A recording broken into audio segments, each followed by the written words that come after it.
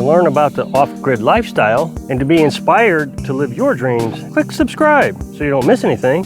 Hit the bell notification. So I thought I'd spend a few minutes talking to you while I'm relaxing, cleaning up the garden, de-weeding the garden.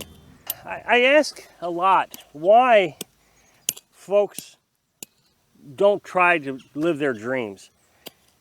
And I never really get a good answer. A lot of people just say I'm too old. The time for me has passed, and that really is a shame. I have this can-do attitude. I hope I can do this forever to some extent. And then I get a lot of comments that says it's fear. I'm afraid to do it. And I understand that, and I've tried to talk to you about fear and how to overcome fear. But imagine this, just making up the rules as you go along. And today I decided I was going to de-weed the garden. And of course I still have to work. I don't want anybody to ever think that working is not an option. You have to work. Money is very important. Which brings me to today's topic. One of the reasons a lot of people don't come out to live their dream, whatever that is, in my case it's living off-grid. It's strange to me why people think they got to have millions and millions of dollars to live their dream. Here's the thing I always think about is, okay, what is the dream? Is the dream to live off-grid, in my case, or is it to have all the fancy stuff while I'm living off-grid? You know, it would be great if I had a tractor, plow, and a tiller, and whatever else implements that you can possibly get while you're living off-grid. Well, that's not the dream. The dream's never been about having nice fancy equipment and tools. The dream was to be able to come out here and work in my garden or just make up the rules as I go along today. The dream has been to live next to a wooded area. The dream has been to live off-grid, not having people tell me what to do. I've said many times that Carolyn and I have a budget of $800 per month.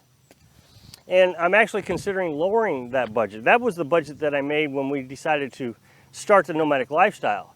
And I really have considered readjusting it. And I guess technically, I already have readjusted the budget. We have consistently spent $500 a month to live on. You know, I think Carolyn's last 30-day food bill was $167 for 2 people for a month. So once we got settled down and we knew where we could shop and find the sales and the savings, food became really inexpensive, even during this downturn when meat prices are so high. But the food, having fancy food, is not part of the dream. Living out here on the lifestyle, doing our dream, like working in the garden, that's the dream. The price of the land that we bought was $4,200. And that is one of the biggest things that people complain about before we started looking for land is you're never going to find cheap land. You're not going to ever, because what I said, we were going to look for land that was under $10,000. Well, here we have an acre and a half with a well for $4,200. Now to dig a well, that's $2,000. So we have an acre and a half, if we don't count the well price, for $2,200. It's not that hard to make $2,200. You should be able to do that within a year. But the thing you have to think about is stop spending money. If you're spending money on anything other than the dream isn't the dream. It's whatever you're buying. If you're buying some fancy tool, gotta have this fancy tool, well then tools are the dream. I've heard some say, my wife won't let me do it. Well, that's an obvious one. The wife is the dream. You love your wife, and so that's why you're not doing the dream, because the living off-grid is secondary to the wife. So you are living your dream. So a lot of people will say, Rob, you need this or you need that. One of the person said, I need a shed. Need a shed, workshop that you can work in.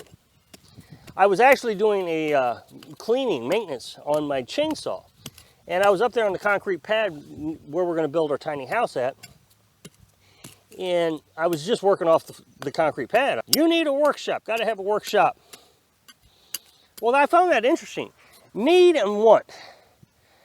I think American society has gotten to the point where they mix the two up. Obviously, I didn't need a workshop to work on my chainsaw. I just needed a concrete pad because that's what I was using. And it worked. I mean, I was able to finish the maintenance of the job on the concrete pad. A workshop may be a want, maybe something that you want to have, but definitely don't need. So you have to define what a need is and what a want is. On top of my $500 regular budget that we live on each month, we also have another $500 budget that we use just to build our tiny house. That was the whole plan, was $500, well, $800 I should say, for a living budget, and then $500 to build the tiny house each month. So each month we buy $500 in materials, we build something,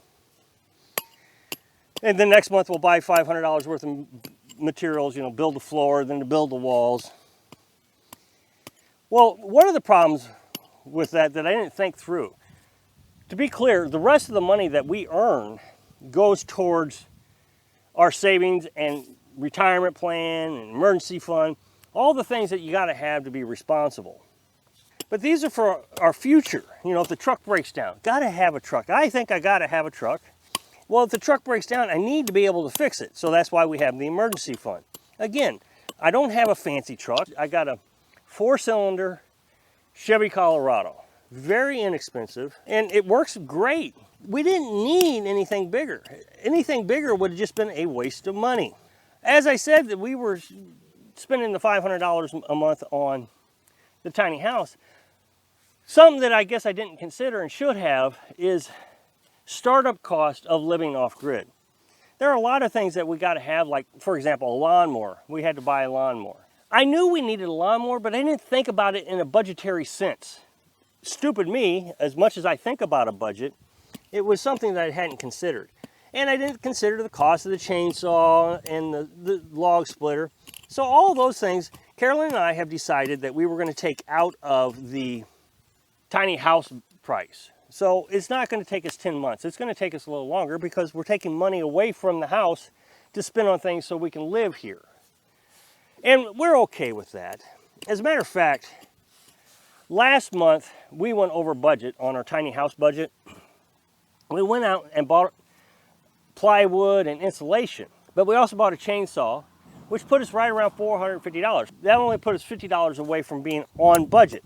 Well, then we decided we also wanted a log splitter. When we considered the log splitter, that was another $100. Now we are over budget by 50 bucks. And I will tell you, that really bothered me. And this is the interesting thing about a person who is debt-free and is obsessed with saving money. It's such a freeing experience to be debt-free, and it's a freeing experience knowing that if something goes wrong, you got the money to fix it. And so it really troubled me. I don't know, just did. I mean, I guess it's like if you're addicted to something and you don't get your addiction. Well, I'm addicted to saving money, and I lost $50 that last month.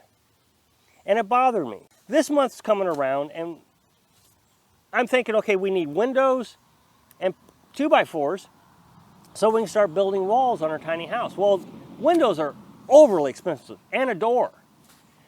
So I'm trying to figure out how I can still swing it, buy all this, and not go over budget. Well, I'm going to go over budget. That's just the reality. If I do all that, I'm going to go over budget. Well, then I decided we also need another battery for our electrical system. Well, that's another 80 bucks. So here we are, $500-600 in materials for the tiny house and another 80 bucks. And then my battery charger, the charger that I use to maintain my batteries, I run it about every 2 weeks. You got to do a maintenance charge every now and then on batteries. Well, it died. My battery charger died, so I got to get another battery charger. Well, there's another 40 or 50 bucks. And we're going to be over budget again, and I'm not going to feel good about it. So, what I've decided to do is not spend anything on the tiny house this month. I'm going to get the battery and the battery charger. That'll be about 150 bucks. But then next month, once all that settles down, I don't need to replace anything, I can go out and spend $800 because I'll have a remaining of, what, $300 this month, and then I'll have $500 next month, which means I can buy all the walls, all the windows, and I'm not at risk of damaging anything. One of the concerns I had was if we go out and buy windows right now, I have no place to store them. That means they're just going to sit up there. It means somebody could steal them. It means that it could get hailed on. Anything could have happened and they get damaged. So it would be better if I could just build the walls and put the windows up and not have to worry about damaging them or storing them. So this just makes more sense. That this month I'm not going to spend any money on the tiny house. We're going to save that money back and then patiently wait until next month and have everything that we need, and I won't have to be stressed about money. The point of this video is identifying what you need and not spending more than what you need. But it's very important that you realize what you need and what you want. I hope I inspire you to start thinking about actually saving money so you can live your dream. Thanks for watching.